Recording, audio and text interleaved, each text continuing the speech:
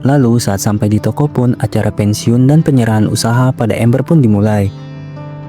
Namun Wade datang dan berkata bahwa Amber tidak ingin meneruskan usahanya itu, dan ayahnya yang melihat Wade pun terlihat marah dan berkata kepada Wade bahwa Wade lah yang membuat kekacauan. Namun Wade tanpa sengaja berkata bahwa Amber lah yang merusak pipa itu, dan Wade pun mengungkapkan perasaannya kepada Amber bahwa ia mencintai Amber, dan Amber yang masih kesal pun berkata bahwa ia tidak mencintai Wade.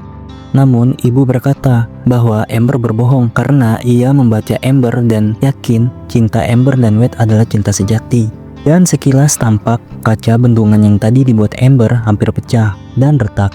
Dan ayah Amber yang kecewa berkata bahwa ia menunda pensiunnya dan tidak jadi memberikan toko itu kepada Amber.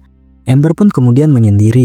Dan tiba-tiba bendungan tadi pun pecah dan air pun mulai datang menuju kota api, membuat Amber yang melihat itu bergegas pulang, dan tampak Wade ingin pergi menjauh karena patah hati ditemani keluarganya.